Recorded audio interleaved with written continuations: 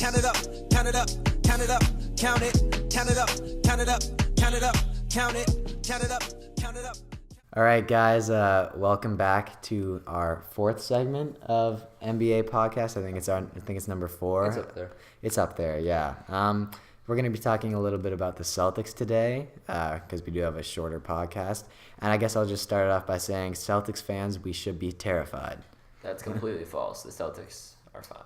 They're The fine. Celtics are fine. That's what I'm going to say. I'll say this. Your biggest asset is Coach Brad Stevens on the bench. Would you agree with that? In this series, at least, with your two All-Stars out. The biggest asset is playing at home. Brad Stevens has been outcoached by Tyronn Lue in the last 2 games.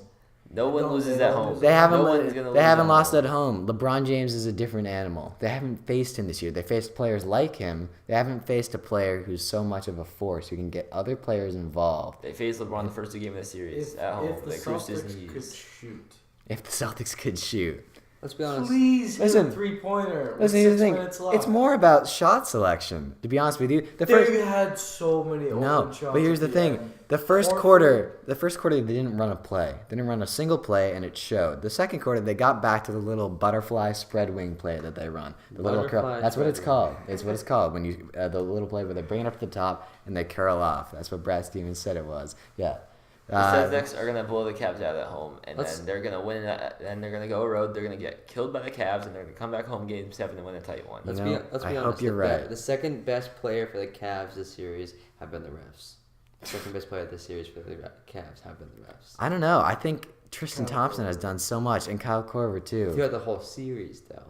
I think so. I would say that the refs have been what they are normally the whole series, but last night was gross. Last night's offensive call on Marcus Morris when he shot a 3-pointer was one of the top 10 worst calls I've seen while watching a basketball game. Or the over and back that got reversed, though, so that's fine. Dude, they're awful the refs. out of bounds that got flipped, and then the out of bounds that they didn't review with 2 minutes left. 2 minutes and a second left until they could You know, unlike the Philly game where I said the refs blew the game, I honestly can say that the refs did not blow this game. The Celtics, from the start of the game until with about 10 minutes left in the fourth quarter, they didn't want to be there. You saw it on their faces every single time they showed pictures of them on the bench. They were just sitting there like, I don't want to be there. I agree with you a little bit. Like they were losing that game no matter what. But when they're down 6 and it takes like 35 minutes to get through a minute of gameplay because it's a foul.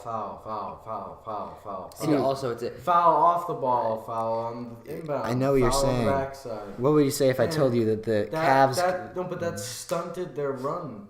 When the Cavs That makes get a it bunch tough. of free I agree throws, with and then Brian. when the Celtics That makes it tough to rip come their back. free That makes it throws. tough Yeah. to come back. So It comes down to making that's on the shots. It Celtics. comes The down to making Celtics shot shots. one more free throw than the Cavaliers did this game, I and know they that. were absolutely The horrendous from the line. The bottom I know line that, is and that that's- they're a but young that's- team on the road playing the best player in the league. There's also a 6-point swing when Marcus Morris gets the 3-pointer and one, so the Cavs can get the ball back and go down and hit a layup. Or we're down, I think it was down 7, and Kevin Love hits the ball out of bounds, clear on the replay. He hits it out of bounds at the back of the board or whatever, and they get the ball back and go down and score. Those are actual pivotal swings in the game. Did the Celtics lose that game no matter what? I think so. Yeah. They did not play that well. I But want predictions. Predictions?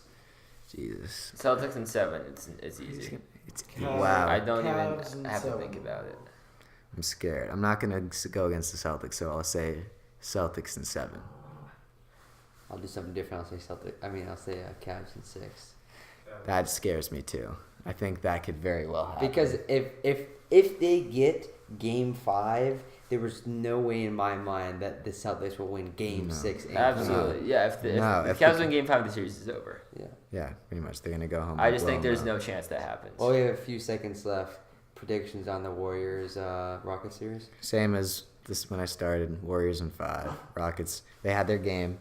That's it. I think. Warriors in 5. Warriors in 5. Yeah, Warriors in 5. And then Warriors in 5. Championship? Warriors in 3. Maybe Warriors in 4. But Warriors in 5 I'm is still as far as I'm going. sticking to No, I mine. think the Celtics get one at home against the Warriors, but Warriors in 5. I'm sticking to my prediction. Cavs in 7. That would be great too. If they play them. If LeBron wins that championship, he definitely can sway me to think he's the GOAT. That's all I need to hear. Anyone but the Warriors. I'll just say that. All right, thanks for watching, guys. I know that it's difficult. I'm stacking this paper, it's sort of habitual. I blow the residual.